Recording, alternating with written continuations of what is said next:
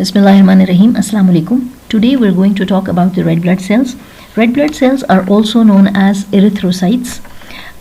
Erythrocytes outnumber other blood cells. यानी blood में erythrocytes का नंबर दूसरे और ब्लड सेल्स से, वाइट ब्लड सेल्स और प्लेटलेट से बहुत ज़्यादा होता है. On average 1 milliliter of blood contains about 5 billion erythrocytes. Erythrocytes are disc-shaped, biconcave with a depressed center, flexible with a diameter of 7.5 micrometers. ये जो फ्लेक्सिबिलिटी है आरबीसी की, ये बहुत ज़्यादा इंपॉर्टेंट है क्योंकि इस फ्लेक्सिबिलिटी की वजह से आरबीसी स्मॉलर डायमीटर कैपिलरीज में से बहुत आराम से गुजर सकता है. यानी वो कैपिलरीज जिनका डायमीटर आरबीसी के अपने डायमीटर से छोटा हो, उसमें से आरबीसीज बहुत आराम से गुजर सकते हैं. They have a life span of 120 days. Mature erythrocytes are bound by a plasma membrane. They lack a nucleus and have essentially no organelles. क्योंकि आरबीसी में न्यूक्लियस नहीं होता, इस वजह से आरबीसी को एक्स्ट्रा स्पेस मिल जाती है कि वो अपने अंदर हीमोग्लोबिन को अकोमोडेट कर सके और ज़्यादा ऑक्सीजन को throughout the body circulate कर सके. Obviously the nucleus is not required as a mature RBC does not divide. क्योंकि आरबीसी जब सर्कुलेशन में पहुंचता है तो उसके बाद उसने डिवाइड नहीं होना. ऑल्दो के इनिशियल स्टेजेस पे जब वो बोन मैरो में था और वो स्टेम सेल से डिफरेंशिएट होकर आरबीसी बन रहा था, उस वक्त उसके अंदर न्यूक्लियस मौजूद होता है. But at a specific stage ये न्यूक्लियस आरबीसी में से इजेक्ट आउट हो जाता है जब उसकी तमाम रिक्वायरमेंट्स पूरी हो जाती हैं. सो जब वो आरबीसी सर्कुलेशन में पहुंचता है तो उसमें न्यूक्लियस की ज़रूरत नहीं है क्योंकि अब उसने डिवीजन नहीं करनी. Then mitochondria is also absent. क्योंकि आरबीसी में माइटोकॉन्ड्रिया नहीं है, इसलिए आरबीसी वो ऑक्सीजन जो आरबीसी ने कैरी करके through out the body circulate करना है, उस ऑक्सीजन को आरबीसी अपने लिए इस्तेमाल करने की ज़रूरत नहीं समझता. हमें पता है कि माइटोकॉन्ड्रिया जो है वो पावर हाउस है सेल के लिए, ठीक है. और माइटोकॉन्ड्रिया जो है एनर्जी प्रोड्यूस करता है फॉर एवरी सेल एंड ये एनर्जी वो प्रोड्यूस करता है ऑक्सीजन को बर्न करके. अगर आरबीसी में माइटोकॉन्ड्रिया मौजूद होता तो वो ऑक्सीजन जो आरबीसी ने कैरी करके through out the body circulate करना था, वो उसको डिस्ट्रीब्यूट करने के बजाय अपने एनर्जी प्रोडक्शन के लिए यूज़ करना शुरू कर देता. बट ऑब्वियसली आरबीसी में माइटोकॉन्ड्रिया नहीं है क्योंकि उसने ऑक्सीजन को सर्कुलेट करना है और डिस्ट्रीब्यूट करना है थ्रू आउट द बॉडी. लेकिन हर लिविंग सेल की तरह आरबीसी को भी एनर्जी की ज़रूरत है और ये एनर्जी की ज़रूरत जो है आरबीसी पूरी करता है by anaerobic fermentation. Then proteins and enzymes. RBC में कुछ बड़े इंपॉर्टेंट प्रोटीन्स एंड एंजाइम्स हैं, उसकी बात करते हैं. The first most important protein that is present in the RBC is haemoglobin. Haemoglobin is required for gas transport. Oxygen and carbon dioxide को haemoglobin carry करता है और ट्रांसपोर्ट करता है through out the body between the lungs and the tissues. Then the second protein that is present in the RBC is pectin protein, and this is the protein that gives the RBC its flexibility. Then there are antioxidant enzymes present in the RBC. We know that RBC is a very reactive molecule and it forms several toxic byproducts like superoxides and peroxides.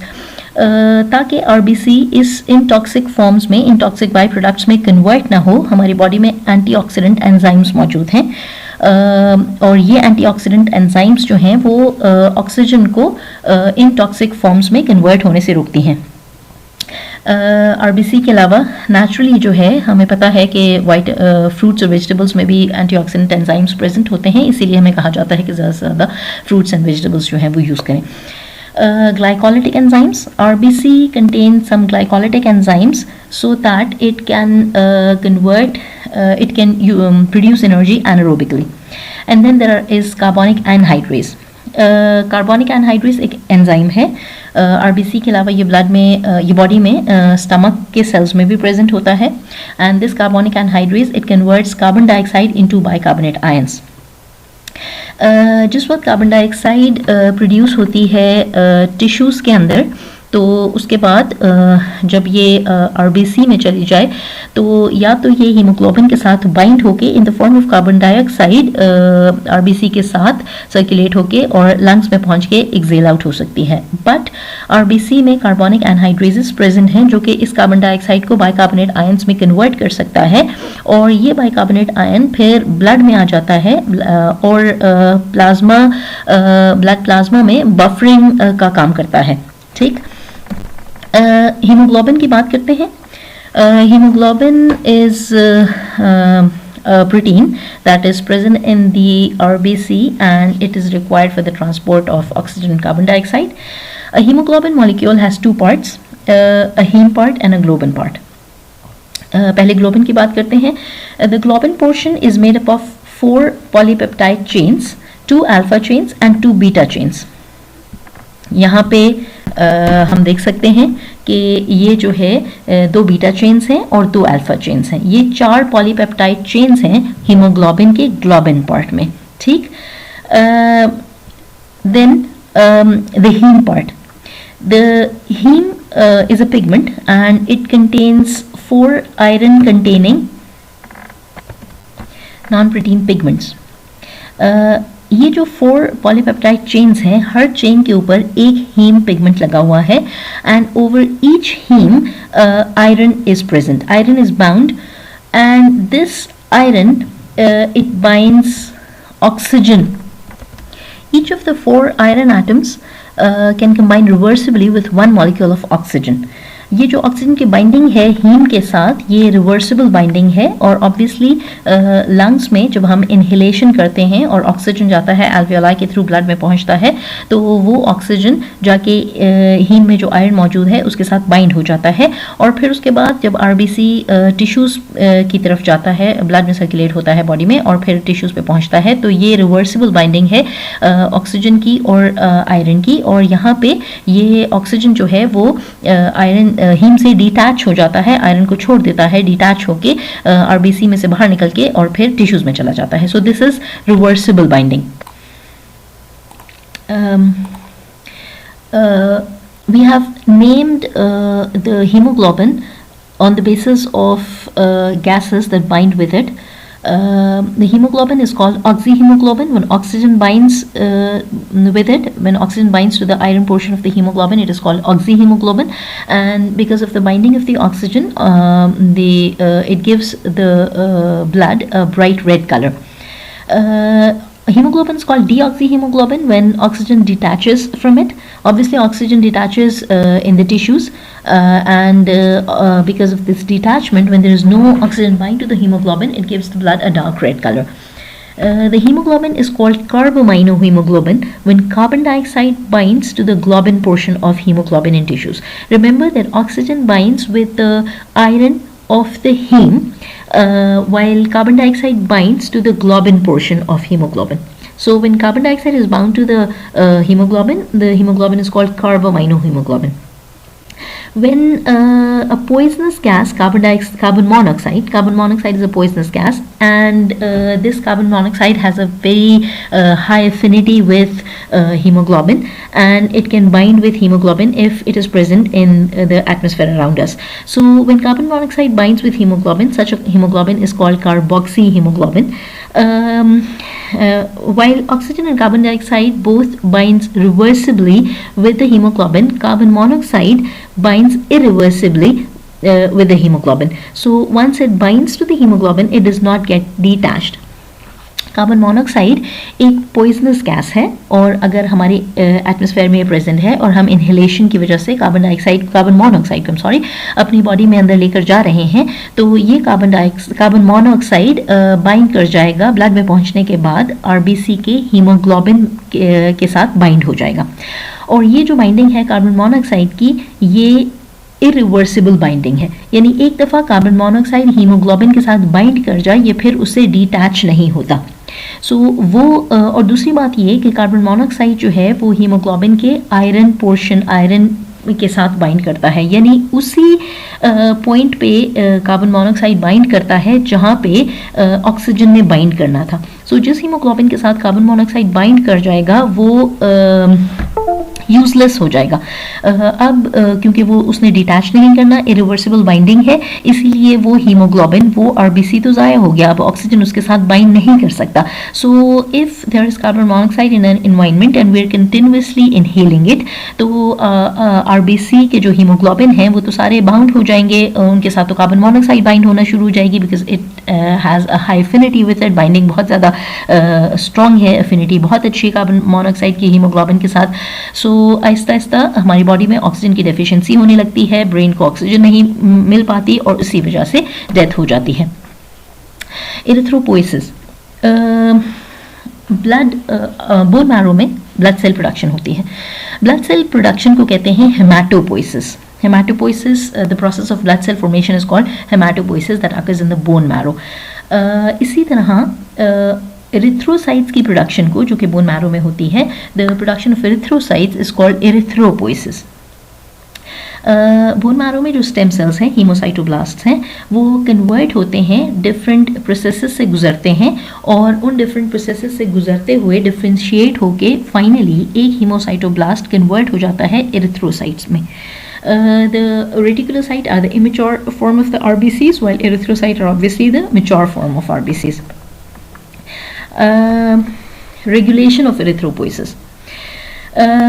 Erythropoiesis की regulation बहुत ज़्यादा ज़रूरी है, यानी अगर किसी भी वजह से बॉडी में एरिथ्रोसाइट्स की डेफिशिएंसी हो जाए तो ये बहुत ज़रूरी है कि बोन मैरो एरिथ्रोसाइट्स की प्रोडक्शन को ज़्यादा कर दे। यानी जो स्टेम सेल्स से, ऑब्वियसली स्टेम सेल से तमाम तीनों टाइप के ब्लड सेल्स ने बनना है, लेकिन अगर बॉडी में आरबीसीज की डेफिशिएंसी हो गई है तो अब ज़रूरी है कि स्टेम सेल्स ज़्यादा डिफ्रेंशिएट करे टूवर्ड्स एरिथ्रोसाइट्स और एरिथ्रोसाइट्स की प्रोडक्शन बढ़ जाए। लेकिन बोन मैरो को ये कौन बताए कि बॉडी में एरिथ्रोसाइट्स की डेफिशिएंसी हो गई है। अब बॉडी में एरिथ्रोसाइट्स की डेफिशिएंसी जो है ऑब्वियसली किसी डिसऑर्डर की वजह से भी हो सकती है, जिसकी हम आगे डिस्कस करेंगे जिसको, बट अंडर नॉर्मल कंडीशंस भी ऐसा हो सकता है कि फॉर सर्टेन टाइम भी बॉडी में एरिथ्रोसाइट्स की डेफिशिएंसी हो जाए। यानी सपोजली अगर कोई शख्स जो है वो कोई एक्सरसाइज कर रहा है, ठीक है, एंड ऑब्वियसली हमें पता है कि जब एक्सरसाइज हो रही है तो जब कोई हार्ड वर्क हो रहा है, रनिंग कर रहा है कोई, तो एनर्जी बहुत ज़्यादा प्रोड्यूस हो रही है। एनर्जी प्रोड्यूस हो रही है तो डेफिनेटली ऑक्सीजन तो बर्न होगी। जब ऑक्सीजन बर्न हो रही है और आपके टिश्यूज़ जो हैं वो एनर्जी, आपके मसल्स जो हैं वो एनर्जी प्रोड्यूस कर रहे हैं, तो हाइपोक्सिया हो जाएगा, यानी ऑक्सीजन की डेफिशिएंसी हो जाएगी। जब ऑक्सीजन की डेफिशिएंसी होने लगेगी तो जैसे ही किडनीज़ में ऑक्सीजन की डेफिशिएंसी होने लगे, ठीक है, यानी ये हाइपोक्सिया जब किडनीज़ में होने लगे और किडनीज़ में ऑक्सीजन की डेफिशिएंसी होने लगे तो this deficiency of oxygen stimulates the kidney. ये हाइपोक्सिया जो है इसकी वजह से किडनीज़ जो हैं वो स्टिमुलेट होती हैं और वो एक ग्लाइकोप्रोटीन हार्मोन की प्रोडक्शन करने लगती हैं, that is known as erythropoietin. Remember that all the time kidneys are producing this glycoprotein hormone erythropoietin. Kidneys जो हैं हर वक्त ये हार्मोन प्रोड्यूस कर रहे हैं, लेकिन जिस वक्त हाइपोक्सिया हो जाए, जिस वक्त ऑक्सीजन की डेफिशिएंसी हो जाए तो किडनी ज़्यादा स्टिमुलेट होंगे और जब ज़्यादा स्टिमुलेट होंगे तो इस हार्मोन की प्रोडक्शन को तेज़ कर देंगे। जब इस हार्मोन की प्रोडक्शन को तेज़ कर देंगे तो ज़्यादा एरिथ्रोपोइटिन बनना शुरू हो जाएगा। Now this erythropoietin is a hormone, it enters into the blood and along with the blood it reaches the bone marrow. Blood के साथ साथ ये जो एरिथ्रोपोइटिन है ये बोन मैरो में चला जाएगा। बोन मैरो में जाके एरिथ्रोपोइटिन बोन मैरो को स्टिमुलेट करता है और बोन मैरो जब स्टिमुलेट होता है तो वो आरबीसी की प्रोडक्शन तेज़ कर देता है। यानी जब भी बॉडी में नॉर्मली अगर किसी वजह से ऑक्सीजन की डेफिशिएंसी होने लगे तो हमारे बोन मैरोज जो है, हमारा बोन मैरो जो है वो एरिथ्रोपोइटिन की वजह से स्टिमुलेट होता है और वो एरिथ्रोपोइसिस को तेज़ कर देता है। एरिथ्रोपोइसिस यानी आरबीसी की प्रोडक्शन को तेज़ कर देता है और एरिथ्रोपोइटिन जो है वो प्रोड्यूस होना है किडनी से और किडनी को स्टिमुलेट कर रहा है हाइपोक्सिया, जो कि ऑब्वियसली इंटर्न हो रहा है because of the deficiency of oxygen जो कि हो रही है हमारे एक्सरसाइज की वजह से, हाई एनर्जी प्रोडक्शन की वजह से। सो रेगुलेशन होती है इस तरह कि जैसे ही बॉडी में हाइपोक्सिया होगा, ऑक्सीजन की डेफिशिएंसी होगी, तो किडनी स्टिमुलेट होंगे, एरिथ्रोपोइटिन की प्रोडक्शन तेज़ कर देंगे, एरिथ्रोपोइटिन बोन मैरो को जाके स्टिमुलेट करेगा और बोन मैरो जो है वो आरबीसी की प्रोडक्शन तेज़ कर देगा। बट एज सुन एज ये आरबीसी का नंबर बढ़ गया तो इस तरह से ऑक्सीजन के कैरियर्स बढ़ गए, और जब ऑक्सीजन के कैरियर्स बढ़ गए तो ऑब्वियसली इनहेलेशन तो हम हर वक्त कर रहे हैं, ब्रीदिंग तो हम कर ही रहे हैं, ऑक्सीजन जा रही है हमारी बॉडी में, उस ऑक्सीजन के कैरियर्स ज़्यादा हो गए तो वो ऑक्सीजन जो है वो through out the body circulate होने लगेगी, मसल्स में भी चली जाएगी, हाइपोक्सिक कंडीशंस खत्म हो जाएंगे। जैसे ही हाइपोक्सिक कंडीशंस खत्म हो जाएंगे, ऑक्सीजन की डेफिशिएंसी को हम ओवरकम कर लेंगे तो किडनीज की स्टिमुलेशन खत्म हो जाएगी। जब किडनी स्टिमुलेट नहीं होंगे तो एरिथ्रोपोइटिन की प्रोडक्शन जो है वो नॉर्मल लेवल पे वापस आ जाएगी। डाइटरी रिक्वायरमेंट्स, आरबीसी के लिए क्या क्या डाइटरी रिक्वायरमेंट्स हैं? ऑब्वियसली प्रोटीन्स, लिपिड्स, कार्बोहाइड्रेट्स, ये तो हम अपने नॉर्मल डाइट में लेते ही हैं, ठीक है। Then obviously iron is very important for RBC, जैसे कि हमने देखा कि हीमोग्लोबिन में हीम पार्ट पे आयरन मौजूद है, तो अगर हमारे डाइट में आयरन मौजूद होगा तो तभी हीमोग्लोबिन प्रॉपर्ली बन सकेगा, हीमोग्लोबिन बनेगा और आरबीसी नॉर्मल आरबीसीज बनेंगे और वो ऑक्सीजन को कैरी करने का काम कर सकेंगे। Then other than these, for the production of RBC, copper is required. Copper helps in iron absorption by intestinal cells, यानी कॉपर हमारे डाइट में बड़ा इम्पॉर्टेंट है क्योंकि कॉपर जो है वो हेल्प करता है आयरन की एब्जॉर्प्शन में इंटेस्टिनल सेल से। अब सपोजिटली आप आयरन ले रहे हैं अपने डाइट में, आयरन मौजूद होता है, हमें पता है कि स्पिनच में मौजूद होता है, एप्पल में मौजूद होता है आयरन, आप अपने डाइट में आयरन ले रहे हैं लेकिन इंटेस्टिनल और उस आयरन ने इंटेस्टिनल सेल से एब्जॉर्ब होना था, ठीक है, और एब्जॉर्प्शन होगी, आयरन ब्लड में जाएगा तभी वो बोन मैरो में पहुंच सकेगा, और बोन मैरो में पहुंचेगा तो तभी वो एरिथ्रोपोइसिस के दौरान जब आयरन की ज़रूरत थी हीमोग्लोबिन बनाने के लिए तो वो वहाँ पे उसकी आयरन की रिक्वायरमेंट पूरी होगी और हीमोग्लोबिन बन सकेगा। सपोजिटली आप आयरन अपने डाइट में ले रहे हैं बट आप कॉपर नहीं ले रहे, ठीक है, if there is a copper deficiency तो उसकी वजह से आयरन की बात करते हैं। आयरन जो है हीमोग्लोबिन में हमें पता है कि हीमोग्लोबिन में आयरन मौजूद होता है। About 65% of the bodies iron supply is in haemoglobin, यानी जितना भी हीमोग्लोबिन हमारी बॉडी में मौजूद है उसमें से 65% आयरन जो है वो हीमोग्लोबिन में मौजूद होता है। बाकी 35% आयरन जो है that is stored, it is stored in either liver और स्प्लीन। आयरन इज़ स्टोर्ड तो होता है ये लिवर और स्प्लीन में, लेकिन आयरन का हमें पता है कि it gives toxicity, so iron can not be stored just in the form of iron and it needs to be stored in bound form. So iron जो है वो इन सेल्स में लिवर और स्प्लीन में बाउंड फॉर्म में store होता है और ये कॉम्प्लेक्स बना के प्रोटीन आयरन कॉम्प्लेक्स बना के स्टोर होता है। The protein that binds with iron and forms the complex is called ferritin. Then whenever this iron is required in the body, जब भी इस आयरन की ज़रूरत हो, बोन मैरो में आयरन फॉर्मेशन हो आरबीसी फॉर्मेशन हो रही है और आरबीसी फॉर्मेशन में आयरन की ज़रूरत है। सो जब भी बोन मैरो में आयरन की ज़रूरत होगी तो ये जो आयरन है जो स्टोर था फेरेटिन प्रोटीन के साथ, इसने कॉम्प्लेक्स बना के स्टोर हुआ था, ये फेरेटिन प्रोटीन को छोड़ के एक ट्रांसफ़र प्रोटीन कैरियर प्रोटीन के साथ कॉम्प्लेक्स बना लेगा। Transferrin is a glycoprotein and it is a transfer protein, and this iron then binds with this transfer protein, the transferrin, so that it can be transported in the blood and can be carried to the bone marrow where it was required, ठीक है, जहाँ पे उसकी ज़रूरत थी, जहाँ पे RBC बन रहे थे, ताकि वो वहाँ पे पहुँच सके स्टोरेज ऑर्गन्स में से निकल के, स्टोरेज सेल्स में से निकल के और बोन मैरो में पहुँच सके। तो ये अपने स्टोरेज प्रोटीन से अनबाउंड होके उसको छोड़ के, यानी फेरेटिन को छोड़ के ट्रांसफेरिन के साथ कॉम्प्लेक्स बना लेता है और ट्रांसफेरिन के साथ कॉम्प्लेक्स बना के ये बोन मैरो में पहुंच जाता है। A very small amount of iron is lost in feces, urine and in perspiration. Let's talk about the destruction of RBCs. हमें पता है कि आरबीसीज जो हैं वो फ्लेक्सिबल हैं और फ्लेक्सिबिलिटी बहुत ज़्यादा इंपॉर्टेंट है उसकी, ठीक है। और आरबीसी का एक लाइफ स्पैन है that is 120 days. At the end of its life span, जब आरबीसी का लाइफ स्पैन पूरा होने लगे तो आरबीसी जो हैं वो अपनी फ्लेक्सिबिलिटी लूज़ कर जाते हैं, ठीक है। और they become rigid and fragile, ये रिजिड हो जाते हैं, फ्रिजाइल हो जाते हैं, नाजुक हो जाते हैं, ठीक है, और टूटने लगते हैं।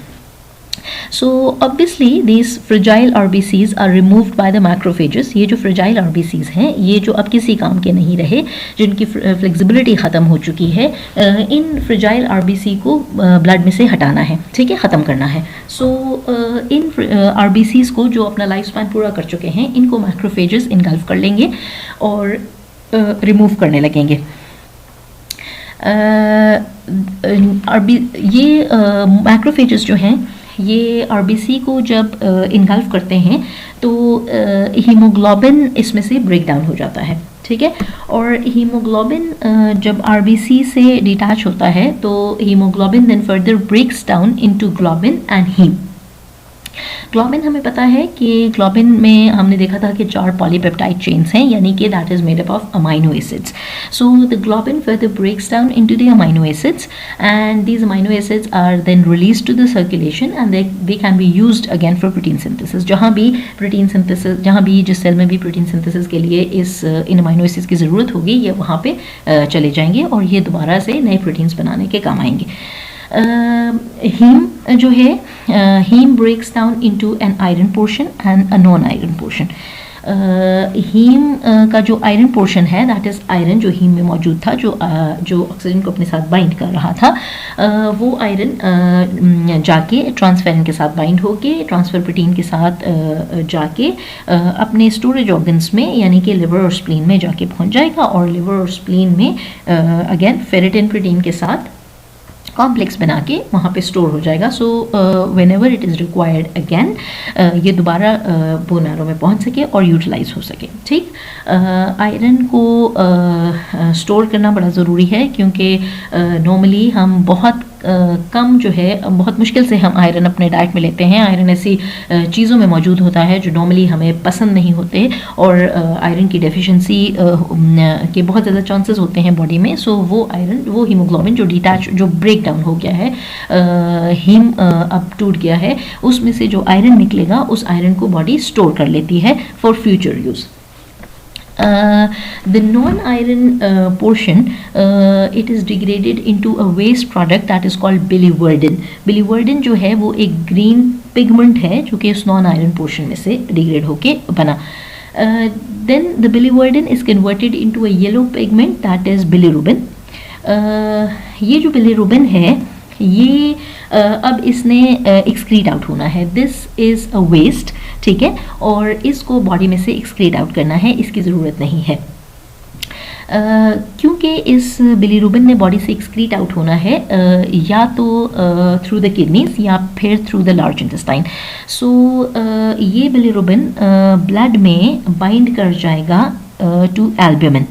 जब हम ब्लड प्लाज्मा पढ़ रहे थे तब हमने ये देखा था कि एल्ब्यूमिन जो है वो एक प्लाज्मा प्रोटीन है और एक कैरियर प्रोटीन के तौर पे एक्ट करता है और डिफरेंट सब्सटेंसेस को कैरी करता है, ठीक है, और टारगेट साइट पे लेकर जाता है। सो बिलिरुबिन भी इस प्लाज्मा प्रोटीन के साथ यानी एल्ब्यूमिन के साथ बाइंड करता है and in the bound form it reaches the liver, ठीक है, लिवर की तरफ पहुँचता है। देन liver हमें पता है कि liver secretes bile। So when liver secretes bile, this bilirubin gets secreted along with the bile। जब लिवर ने बाइल सिक्रीट किया तो बाइल के साथ साथ ये बिलिरुबिन भी सिक्रीट आउट हो गया। बाइल तो जब सिक्रीट आउट हुआ लिवर से और ऑब्वियसली ये बाइल और बिलिरुबिन सारा जाएगा into the small intestine. Small intestine में बाइल ने अपना रोल प्ले करना था ऑफ डाइजेशन, ठीक है। So the bilirubin leaves the bile and then it reaches the large intestine, it goes to the large intestine. Bilirubin जब large intestine में जाता है तो लार्ज इंटेस्टाइन में इंटेस्टिनल बैक्टीरिया मौजूद हैं। ये जो इंटेस्टिनल बैक्टीरिया हैं दे convert the bilirubin to urobilinogen। Then ये जो urobilinogen है या तो ये एक्सक्रीट आउट हो बॉडी में से via kidneys along with urine, ठीक है। सो अगर इसने किडनीज में किडनीज के थ्रू यूरिन के साथ एक्सक्रीट आउट होना है तो this urobilinogen again along with the blood it goes to the kidneys and when it gets excreted out along with urine it is converted into form of urobilin, ठीक है। Urobilin के तौर पे के form में ये एक्सक्रीट आउट होता है along with kidneys, या फिर ये यूरोबिलिनोजन लार्ज इंटेस्टाइन के through along with the waste along with the feces excrete out हो। सो अगर ये इंटेस्टाइनल ट्रैक्ट से feces के साथ excrete out हो ये यूरोबिलिनोजन तो it gets excreted out in the form of stercobilin, ठीक है। सो द बिलिरुबिन फाइनली जब excrete out होता है बॉडी में से तो या तो वो यूरिन के साथ excrete out होगा यूरोबिलिन बन के या फिर वो वेस्ट के साथ excrete out होगा stercobilin बन के। Let's finally talk about the RBC disorders. RBC disorders की बात करते हैं। Disorders of erythrocytes are categorized into two types. अगर हम disorders की बात करें तो हम ये कहते हैं कि दो तरह के disorders हो सकते हैं erythrocytes के। या तो erythrocytes का नंबर बहुत कम हो, वो बोन मैरो से erythrocytes की प्रोडक्शन जो है वो कम हो, ठीक है, डेफिशिएंसी ऑफ एरिथ्रोसाइट्स हो जाए, या फिर बोन मैरो की प्रोडक्शन एरिथ्रोसाइट्स का नंबर इंक्रीज कर दे, बोन मैरो एरिथ्रोसाइट्स की प्रोडक्शन ज़्यादा कर दे, ओवर प्रोडक्शन ऑफ एरिथ्रोसाइट्स हो जाए, ठीक है। सो डेफिशिएंसी की दो फॉर्म्स हो सकती हैं, या तो डिसऑर्डर्स की दो फॉर्म्स हो सकती हैं, या तो डेफिशिएंसी या फिर ओवर प्रोडक्शन। सो इसी बेस पे डिसऑर्डर्स को हमने दो नाम दे दिए हैं। अगर डिसऑर्डर ऐसा है कि डेफिशिएंसी हो रही है किसी भी वजह से आरबीसीज की, ठीक है, तो that is called anaemia. Anaemia is the low oxygen carrying capacity of blood. जब ब्लड में ऑक्सीजन को कैरी करने की कैपेसिटी कम हो जाए तो वो कहलाता है एनीमिया, ठीक है। जिस शख्स को एनीमिया हो, anaemic individuals are often fatigued, they are pale, they are short of breath and they are chilly, ठीक है। यानी कि एक तो वो थके हुए रहते हैं, ठीक है, they are pail in colour, पीलाहट होती है उनके स्किन के ऊपर, आंखें, चेहरा, ठीक है, they are short of breath, सांस उनकी बहुत ज़्यादा फूलती है, and they are chilly. And second जो डिसऑर्डर है वो है पॉलीसाइथेमिया, ठीक है। If there is over production of the erythrocytes, अगर बोन मैरो ओवर प्रोडक्शन करने लगे आरबीसीज का तो ऐसे डिसऑर्डर को हम कहते हैं polycythaemia, abnormal excess of erythrocytes in blood, ठीक। एंड जब भी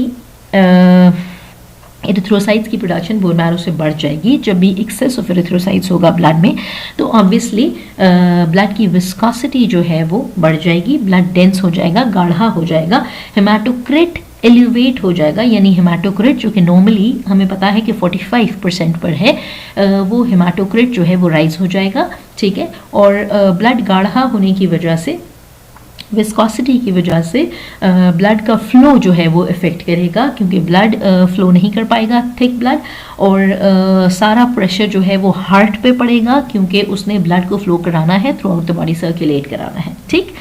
So let's first talk about anemia. These are the symptoms of anemia. ठीक, let's first talk about the anemia and let's see कि anemia के क्या क्या causes हैं. The first cause of anemia is hemorrhagic anemia. Hemorrhage is the rupture of the blood vessel. ठीक है, blood vessel का rupture जो है वो hemorrhage कहलाता है. ये जो ब्लड वेसल का रप्चर है ये इंटरनली भी हो सकता है और एक्सटर्नली भी हो सकता है, ठीक है। तो इंटरनल ब्लड लॉस भी हो सकता है और एक्सटर्नल ब्लड लॉस भी हो सकता है।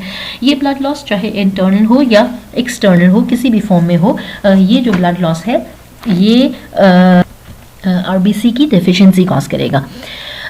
So hemorrhagic anemia can be chronic or it can be acute. In case of chronic hemorrhagic anemia, it can be caused by bleeding ulcers. Internally अगर कोई blood vessel rupture हो जाए और उसमें से blood loss हो तो this can be slow progressing, ठीक है, और वो chronic hemorrhagic anemia बन जाएगा and it will take time for the RBC, for the number of RBC to be deficient and for the symptoms to appear. Then there can be acute hemorrhagic anemia, and in case of acute hemorrhagic anemia there is a rapid blood loss. ठीक है, जब blood loss एकदम बहुत ज़्यादा हो और बहुत effective हो, यानी for example there is a stab wound, किसी को गोली मार दी, किसी को छुरी से मार दिया, and the blood loss is very rapid, that is an acute haemorrhagic anaemia. ठीक, ट्रीटमेंट की ज़रूरत होगी, ऑब्वियसली ट्रांसप्लांट की ज़रूरत होगी, ब्लड ट्रांसफ्यूजन की ज़रूरत होगी, otherwise the blood loss can be fatal. The second cause of anemia is hemolytic anemia. Hemolysis हमें पता है कि lysis of RBCs को कहते हैं. ठीक है, so if there is an anemia because of the lysis of RBCs, यानी अगर RBCs जो है अगर RBCs का lysis हो, RBCs का रप्चर होने लगे किसी भी वजह से, अगर किसी भी वजह से RBC टूटने लगे और उनका ब्रेकडाउन होने लगे, तो डेफिनेटली वो डेफिशिएंसी में RBC की डेफिशिएंसी कॉज करेंगे, अनेमिया कॉज करेंगे. ये जो RBCs का lysis है, इसके बहुत सारे रीजंस हो सकते हैं, लाइक सिकल सेल एनीमिया जो कि हम आगे पढ़ेंगे. There can be mismatched blood transfusion, यानी अगर ब्लड ट्रांसफ्यूजन मिसमैच्ड हो, अगर किसी का ब्लड ग्रुप मैच ना करता हो लेकिन आपने उसको ब्लड लगा दिया, तो बॉडी जो है वो उस अनमैच्ड ब्लड को एक्सेप्ट नहीं करेगी और ब्लड हेमोलिसिस होनी शुरू हो जाएगी. Then this lysis of RBC, this hemolysis can be because of a bacterial, viral or parasitic infection. Like हमें पता है कि मलेरिया में जो है वो प्लाज्मोडियम जो है वो RBC में एंटर हो जाते हैं और RBC में मल्टीप्लाई होके RBC को रप्चर करना शुरू कर देते हैं. ठीक, जिसकी वजह से hemolysis हो जाती है और अनीमिया हो सकता है. Aplastic anemia.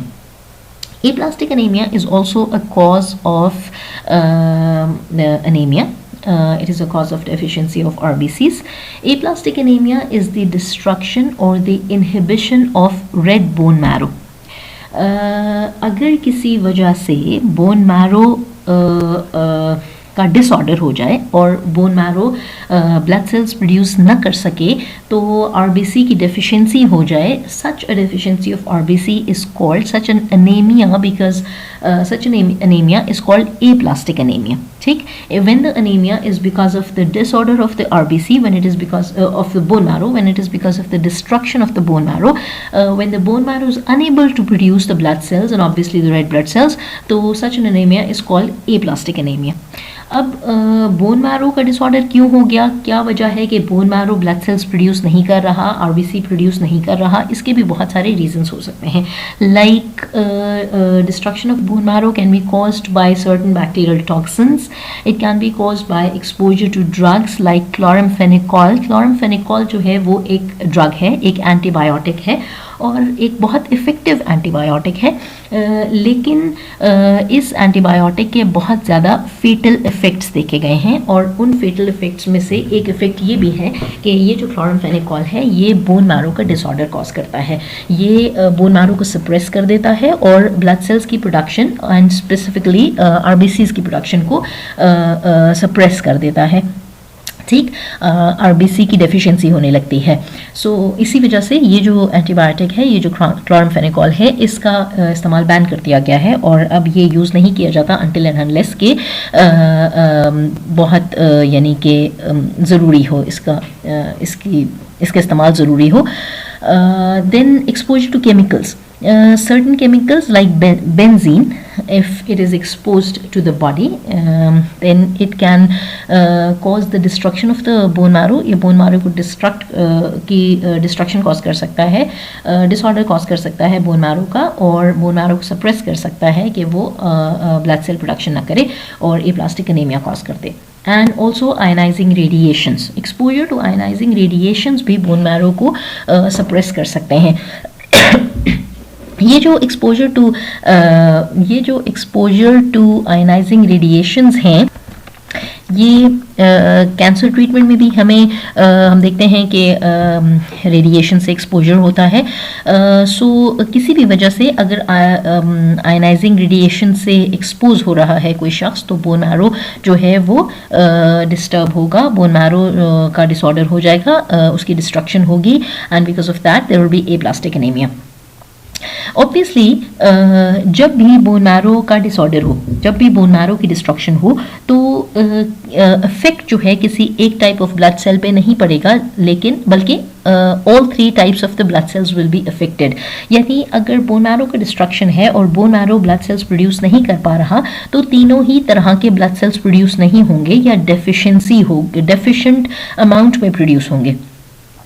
This deficiency of all 3 types of blood cells is a condition that is called pancytopenia. ठीक है, जब ब्लड में तीनों तरह के ब्लड सेल्स की डेफिशिएंसी हो जाए तो इस कंडीशन को कहते हैं पैनसाइटोपेनिया।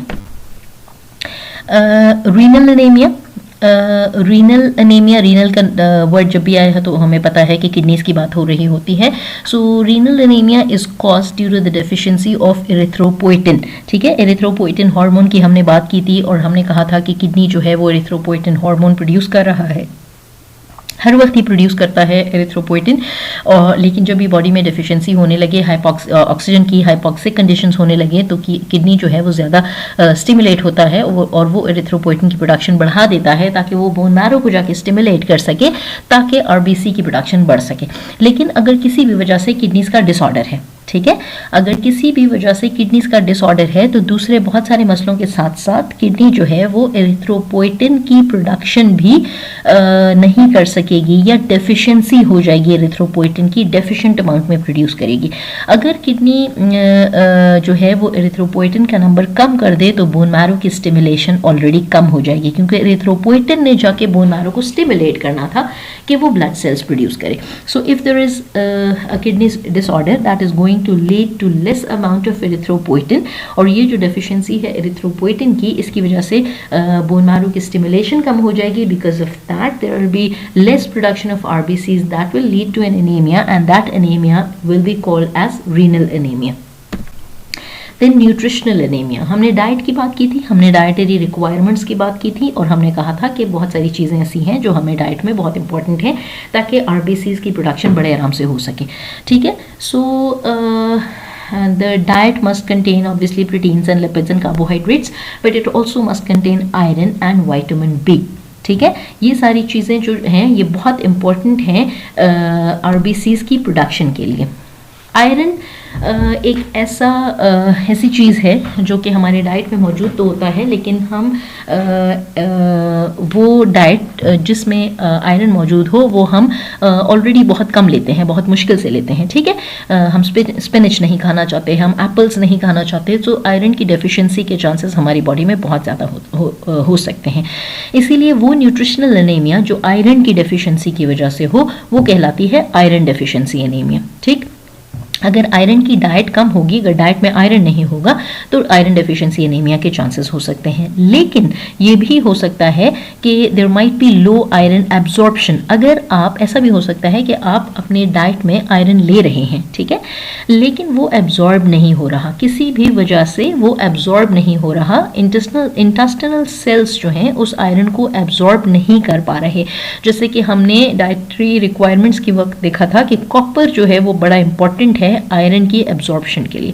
सो if there is no copper, if you not taking copper in our diet, तो आयरन की एब्जॉर्प्शन नहीं हो पाएगी, और अगर कम हो पाएगी या नहीं हो पाएगी, और अगर आयरन की एब्जॉर्प्शन नहीं होगी तो आयरन बेशक आप अपने डाइट में ले रहे हो, दैट इज यूजलेस, उसका कोई फायदा भी नहीं है। ठीक है, and there may be some intestinal disease और intestinal cells might be affected because of the surgery, because of a surgery. ठीक है, अगर किसी वजह से, किसी भी वजह से, किसी इंटेस्टिनल डिसऑर्डर की वजह से इंटेस्टिनल सेल्स जो हैं वो सर्जरी की वजह से वो अफेक्ट हुए हुए थे, और अगर किसी भी वजह से वो एब्जॉर्प्शन नहीं कर पा रहे प्रॉपरली, और आयरन एब्जॉर्प्शन नहीं हो पा रही दूसरे बाकी सारे फूड के एब्जॉर्प्शन के साथ साथ आयरन की एब्जॉर्प्शन भी ठीक से नहीं हो पा रही, तो आयरन ब्लड में नहीं जाएगा, और अगर आयरन ब्लड में नहीं जाएगा तो बोन मैरो में नहीं पहुंचेगा, और बोन मैरो में नहीं पहुंचेगा तो आरबीसीज की प्रोडक्शन नहीं हो सकेगी। अगर आरबीसीज की प्रोडक्शन नहीं होगी तो क्या होगा कि आयरन डेफिशिएंसी हो जाएगी। ठीक है, एरिथ्रोसाइट्स तो बन जाएंगे। ठीक है, यानी आयरन जो है, हाँ, हमने देखा था कि आयरन जो है वो हीमोग्लोबिन के हीम पोर्शन के साथ बाउंड होता है। ठीक, so if there is no iron, if there is deficiency of iron and if there is no iron to make up the hemoglobin, ठीक है, so तो क्या होगा कि हीमोग्लोबिन जो है वो प्रॉपरली नहीं बन सकेगा, एबनॉर्मली बनेगा, और वो जो एरिथ्रोसाइट बन रहा था वो एरिथ्रोसाइट बन तो जाएगा, but that erythrocyte will not be a normal RBC. ठीक है, that will not be a normal RBC, it will be an abnormal RBC. Such an erythrocyte will be smaller in size, it will be fragile and it will be pale. ठीक है, and such an erythrocyte is called a microcyte. It is a microcytic RBC. You can see that here in the picture the size of the microcytic RBC is much smaller than the normal RBC. ठीक, so ऐसा RBC जो iron deficiency की वजह से बनेगा, that वो normal नहीं होगा, नॉर्मल RBC से छोटा होगा, फ्रिजाइल होगा, जल्दी टूट जाएगा, उसका फ़ायदा कोई नहीं, यूजलेस होगा, and it will be paler. ठीक है, then the next type of anemia is megaloblastic anemia. Megaloblastic anemia is the deficiency of vitamin B, that is vitamin B12 and B9. ठीक है, दोनों वाइटामिन जो हैं वो आरबीसी की प्रोडक्शन के लिए बड़े ज़रूरी हैं। पहले वाइटामिन B9 की बात करते हैं। Vitamin B9 is known as folate and it is required by the body for the synthesis of DNA and RNA. ठीक है, डीएनए और आरएनए दोनों की सिंथेसिस के लिए वाइटामिन B9 की बड़ी ज़रूरत है। So folate is required for cell division. As it is required for cell division, its deficiency will inhibit the division of RBCs at the stage of prorubricites in erythropoiesis. Erythropoiesis अगर आप देखें तो erythropoiesis में एक step आता है, that is prorubricite. At the stage of prorubricite, RBC की division की ज़रूरत होती है, RBC की division होती है। ठीक है, and for this division vitamin B9 that is folate is required. अगर फोलेट की डेफिशिएंसी होगी तो at the stage of prorubricyte of erythropoiesis ये आरबीसी जो है इसकी डिवीजन नहीं हो सकेगी, ये डिवाइड नहीं हो सकेगा, और अगर आरबीसी डिवाइड नहीं हो सकेगा तो फाइनली जो आरबीसी बनेगा that will be an abnormal RBC, it will be larger than the normal sized RBC. ठीक, folate is present in green leafy vegetables and in fruits. ठीक है, it is very important that we take it in diet. Then vitamin B12. Vitamin B12 is known as cobalamin. Cobalamin is naturally present in meat, poultry and fish. ठीक है, ये वो वाली खुराकें हैं जो हम बड़े शौक से लेते हैं, हमें बड़ा शौक होता है इनको खाने का।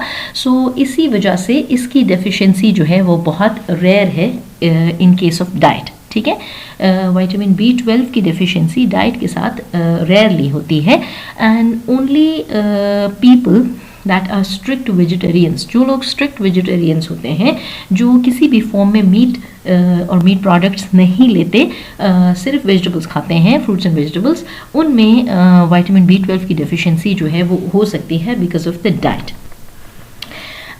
Then there is another type of deficiency, another type of anemia that is called pernicious anemia.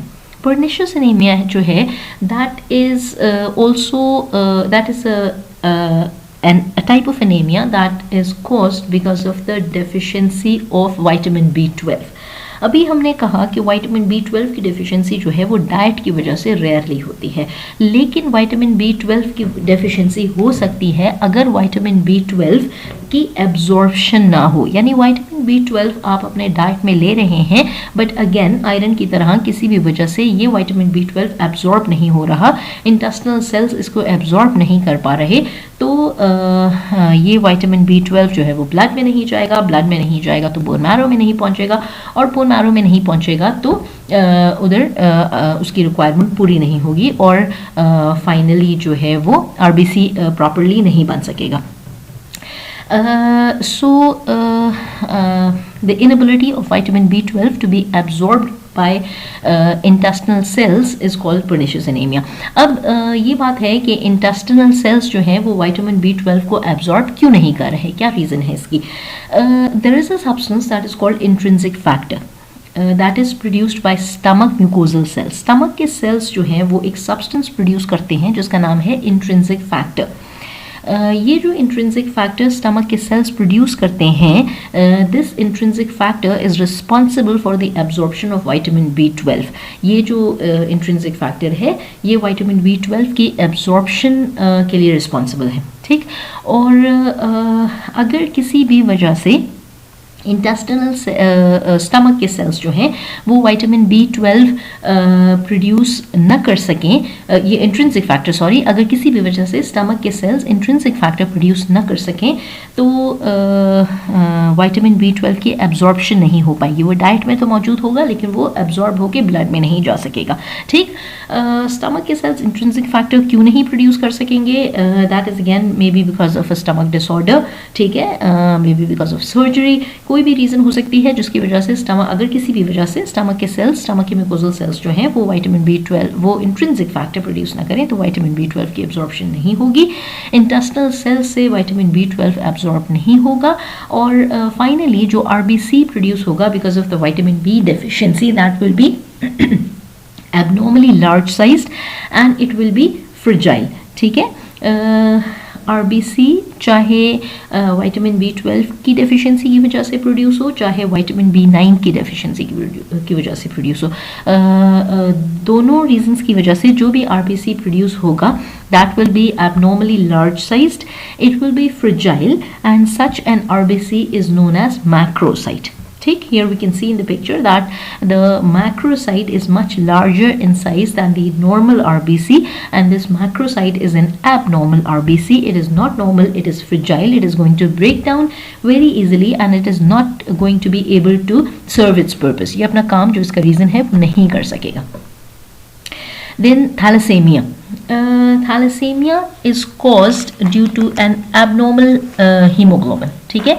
अगर किसी भी वजह से हीमोग्लोबिन का डिसऑर्डर हो, और हीमोग्लोबिन का डिसऑर्डर यानी कि थैलेसेमिया क्यों हो रहा है, it is a genetic disorder, hereditary disorder, ठीक है।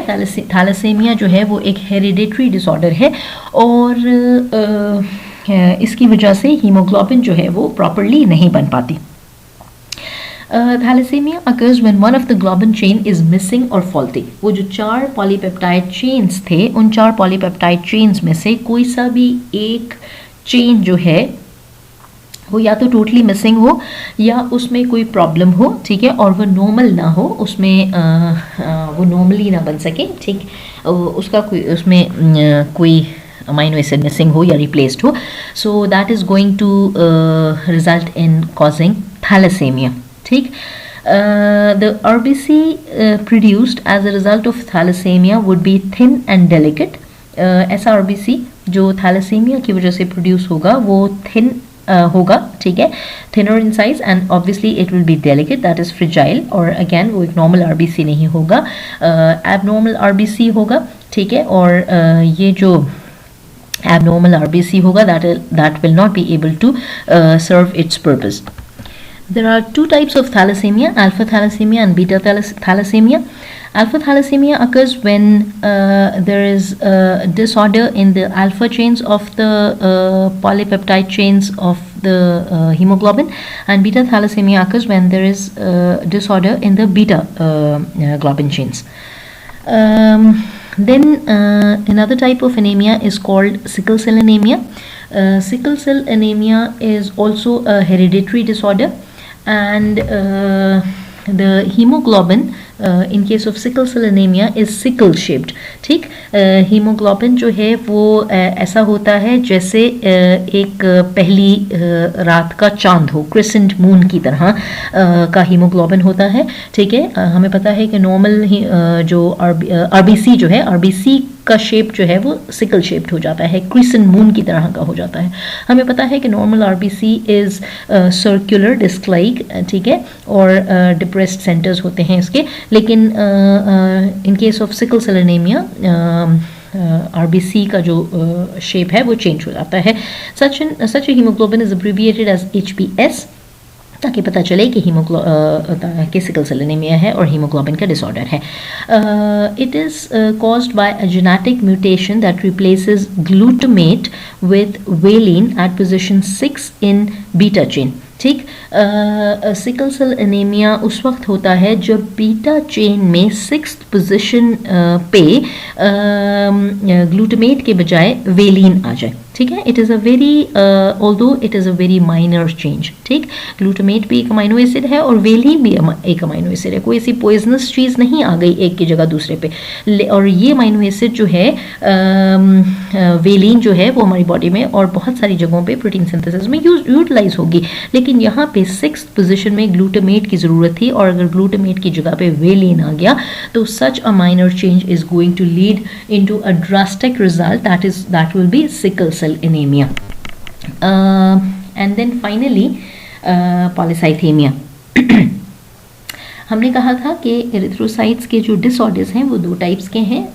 या तो डेफिशिएंसी होगी या ओवर प्रोडक्शन. डेफिशिएंसी जो थी, जितने भी रीजंस थे, जितने भी कॉजेस थे डेफिशिएंसी के अनीमिया के, वो हमने पढ़ लिए. अब हम पढ़ रहे हैं polycythemia, that is the causes for the overproduction of the RBCs. RBCs का overproduction क्यों हो रहा है? The first reason, the first cause for polycythemia is called absolute polycythemia. Absolute polycythemia is also known as primary polycythemia or polycythemia vera. ठीक, polycythemia vera जो है it is a type of it is a bone marrow cancer.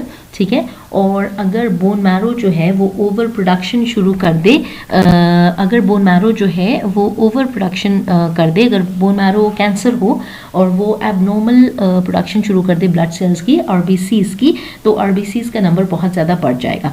The haematocrit can rise as high as 80%. Normal haematocrit जो है वो 45% पर रहता है around. In such a case, in case of absolute polycythemia, in case of the polycythemia vera, the hematocrit can rise as high as 80%. ठीक, और इतना high हो जाएगा हेमाटोक्रेट, RBCs का प्रोडक्शन इतना ज़्यादा हो जाएगा, बोन मैरो इतना ज़्यादा प्रोड्यूस करेंगे RBCs कि blood is going to be highly viscous. Blood बहुत ज़्यादा डेंस हो जाएगा, गाढ़ा हो जाएगा और ब्लड का फ्लो बहुत मुश्किल हो जाएगा, जिसकी वजह से सारा का सारा प्रेशर जो है वो हार्ट के ऊपर पड़ेगा. Then another reason for polycythaemia is called secondary polycythaemia. Secondary polycythaemia जो है that is caused as a result of increased production of erythropoietin. Erythropoietin की प्रोडक्शन बढ़ जाती है, जिसकी वजह से बोन मैरो की स्टिमुलेशन बढ़ जाती है और बोन मैरो बहुत ज़्यादा RBCs प्रोड्यूस करने लगते हैं. लेकिन ये जो सेकेंडरी पॉलीसाइथेमिया है, this is not really a disorder, it is a normal physiological response to reduced oxygen content. अगर कोई शख्स बहुत ज़्यादा हाई एल्टीट्यूड पे जाए और वहाँ पे रहने लगे, तो हमें पता है कि हाई एल्टीट्यूड्स पे एटमॉस्फेरिक प्रेशर जो है वो नॉर्मल नहीं होता.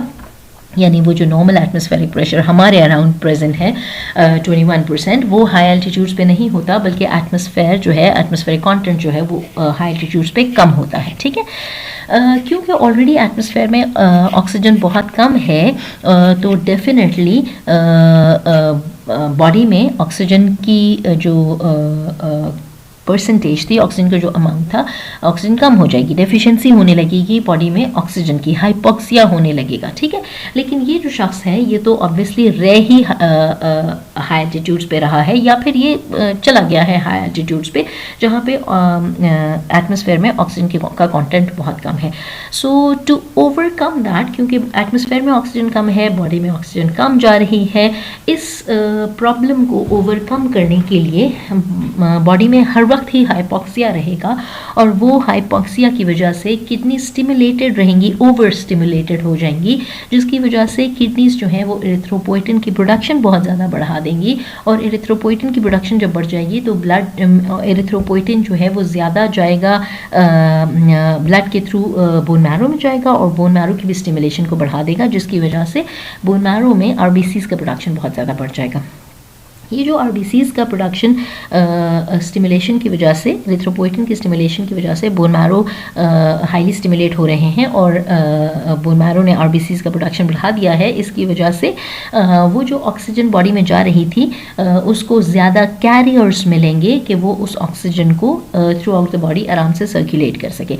ये डेफिनेटली ओवर प्रोडक्शन तो हो रही है, मगर ये ओवर प्रोडक्शन हो रही है because of a normal physiological response. ये अडेप्टेबिलिटी है, बॉडी जो है वो उन कंडीशंस को अडेप्ट कर रही है जिस कंडीशंस में अब इस बॉडी ने रहनी है या for the certain time being जो है इसने रहनी है। So it has to adapt to that, and ये अडेप्टेबिलिटी बॉडी कर रही है by increased production of erythropoietin. So this is not really a disorder, it is a normal physiological response जो कि कहलाता है secondary polycythaemia.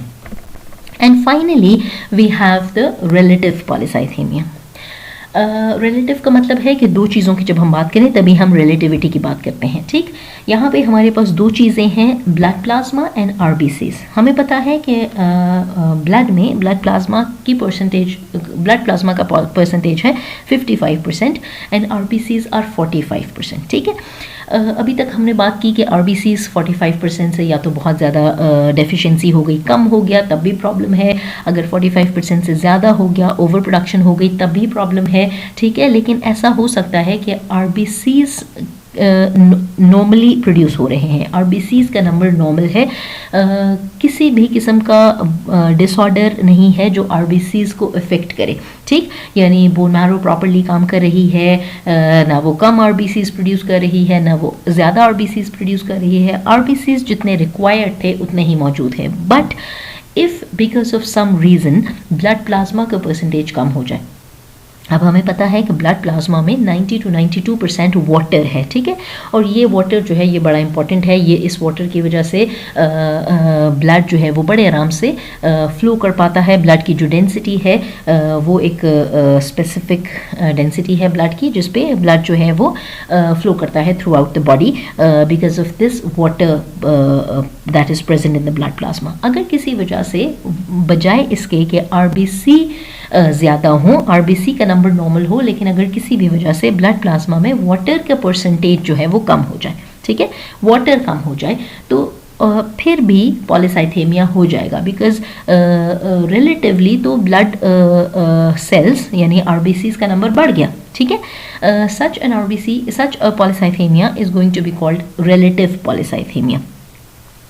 The low water content, it may be because of severe burns, dehydration or stress. ये जो low water content है ये हो सकता है severe burns की वजह से, ठीक है, या फिर dehydration की वजह से. अगर severe dehydration हो जाए तो water concentration, water percentage कम हो जाएगी blood में, और जब water concentration जो है वो कम हो जाएगी blood में तो automatically blood cells की परसेंटेज यानी RBCs का परसेंटेज जो है वो बढ़ जाएगा. ठीक, और ये जो इनडायरेक्ट इंक्रीज है आरबीसी काउंट का, that is going to make the blood thick, और अगेन जो है वो ब्लड थिक हो जाएगा, विस्कस हो जाएगा, उसका फ्लो मुश्किल हो जाएगा. ठीक है, और इफेक्ट जो है वो हार्ट के ऊपर पड़ेगा.